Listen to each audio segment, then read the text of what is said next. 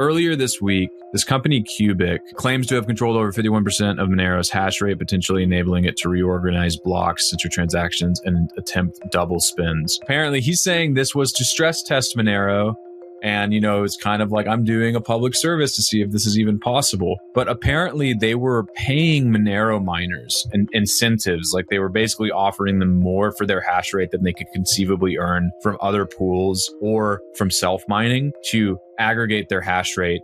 And then they ended up reorganizing blocks and attacking the network. In theory, you don't actually need 51% to do some of these things that they did. 33% to 50% could be enough. And as long as you have enough hash rate to win successive blocks, then you can reorg and you can orphan blocks that are on the chain that you don't want to be canonical, right? The reputational damage from something like this is pretty staggering. These sorts of things, I think, are educational events. We talk a lot about markets and ETFs and regulatory developments, right? But some technical foundations of how the systems work, I feel like a lot of people don't actually approach until something like this comes up. And then you can talk about it and you can actually learn like, this is what happens. This is how we would come to consensus in this type of situation. This is what power miners actually have in the system.